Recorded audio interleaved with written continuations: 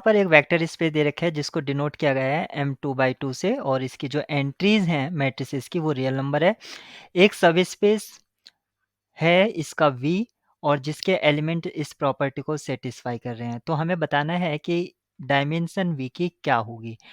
V की dimension निकालने के लिए कोई भी एक एलिमेंट जो V में बिलोंग करता है उसको कंसीडर कर लीजिए। तो मान लेते हैं एक एलिमेंट A जिसका स्ट्रक्चर है ए बी सी डी इस तरह से और ये V में बिलोंग कर रहा है यानी कि A बिलोंग्स टू B। इसका मतलब है कि A और मैट्रिसेस 0 2 3 1 इक्वल्स टू 0 2 3 1 और A सेटिस्फाई करेगा। और ए जो मैट्रिक्स हमने लिया है उसका स्टैंडर्ड लिख दीजिए ए बी सी डी और ये मल्टीप्लाई कर रहा था 0 2 3 1 से और इसके इक्वल में था 0 2 3 1 और फिर से matrices A B C D. अब यहाँ पर ये समझ लीजिए कि डायमेंशन का मीनिंग क्या है। डायमेंशन का मीनिंग है कि अगर कोई भी एलिमेंट हम लेते हैं तो कितनी चॉइसेस पर हम फ्री हैं उस एलिमेंट को पिक करने के लिए। जैसे कि हमने यहाँ पर मैट्रिसेस ए लिया तो यहाँ पर ए बी सी डी जो कि रियल एंट्रीज हैं, तो हम कितने रियल एंट्रीज पर इंडिपेंडेंट हैं कोई भी वैल्यू पुट करने के लिए, हम वो वाली वैल्यू सीख करना चाहते हैं। तो यहाँ से अगर हम इसको मल्टीप्लाई कराते हैं मैट्रिक्स मल्टीप्लिकेशन से तो हमें क्या मिलता है, हमें मिलता है 3b 3d 2a plus B 2c plus D. Left hand side ये मिलेगी और राइट हैंड साइड मिलेगी 2c 2d 3a plus C और 3b प्लस डी। मैट इक्वेलिटी ऑफ मैट्रिसेस से हम यहाँ पर इसको इक्वेशन के फॉर्मेट में लिख सकते हैं यानी कि 3b equals to 2c 2a plus B equals to 2d।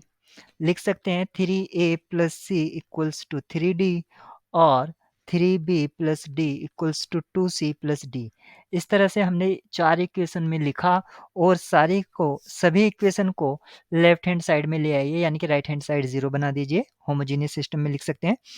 तो मैं लिख सकता हूँ 3b minus 2c equals to 0 2a plus B minus 2d equals to 0 और 3a plus C minus 3d equals to 0 और लास्ट वन रिड्यूस होके equation 1 में आ जाएगी। तो यहाँ पर 3 इक्वेशन है और यहाँ पर a b c d ये 4 अननोन हैं। तो हम यहाँ पर ये देखेंगे कि a b c d इनमें चारों में से कितने अननोन पर हम इंडिपेंडेंट हैं। तो हम इस होमोजेनियस सिस्टम को सॉल्व करेंगे। सॉल्व करने का मतलब है यहाँ पर हम एबीसी की वैल्यू फाइंड आउट करना चाहेंगे।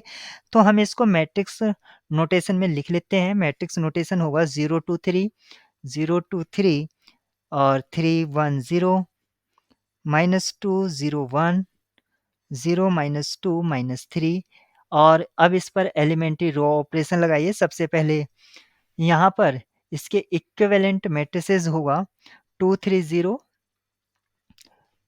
1 0 3। हमने रोज को इंटरचेंज किया है 0 1 -2 -2 -3 0। इसके इक्विवेलेंट मैट्रिक्स होगा 2 1 0 डिवाइड कर दिया है 1 0 3 0 1/3 -2 -2 -1 0। मैं एलिमेंट्री रो ऑपरेशन लगाता जा रहा हूं ताकि एक सिंप्लीफाइड इक्विवेलेंट मैट्रिक्स मुझे मिल जाए और फाइनली मुझे एक इक्विवेलेंट मैट्रिक्स 2 0 0 1 -1 3 0 1/6 -2 -2 3/2 0। ये एक मुझे इसका इक्विवेलेंट मैट्रिक्स मिलता है और इस इक्विवेलेंट मैट्रिक्स से मैं लिख सकता हूं, इसका इक्विवेलेंट मैट्रिक्स और कर लीजिए ताकि और सिंप्लीफाइड फॉर्म मिल जाए 2 1 0 -2 0 -1 1/6 और 3/2। लास्ट रो मिलेगी 0 0 3/2 और 3। अब यहाँ से मुझे मिला -3/2 c plus 3d equals to 0 और यहाँ से d इक्वल्स टू c/2। ये मुझे d मिल गया इन टर्म्स ऑफ c। अब मैं दूसरी इक्वेशन को यूज़ कर सकता हूँ, -b plus 1/6c plus 3/2 d equals to 0 और इसको मैं सिंप्लीफाई करके लिख सकता हूँ -12b plus 2c plus 9c equals to 0 और यहाँ से मुझे b का जो वैल्यू मिलता है वो मिलता है 11c अपॉन 12। एक इक्वेशन और बची है, यानी कि फर्स्ट से मैं लिख सकता हूँ 2a plus B minus D equals to 0 और यहाँ से मैं c equals to -24 a upon 5 ये लिख सकता हूँ। अब मेरे पास मैट्रिक्स का जो स्ट्रक्चर था ए बी सी डी, उसको मैं किस तरह से लिख सकता हूँ? उसको मैं लिख सकता हूँ, ए की जगह तो वही रहेगा, बी की जगह 11 सी अपॉन 12 आ जाएगा। सी का वैल्यू हम क्या लिखेंगे?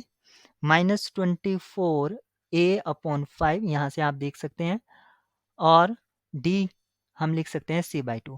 अब ये जो मैट्रिक्स है आप यहाँ पर देख सकते हैं ए और सी एक तरह से अननोन है, तो यानी कि अगर इसकी वैल्यू मिल जाए तो हम कंप्लीट मैट्रिक्स को लिख सकते हैं, यानी कि डायमेंशन ऑफ वी 2 होगी।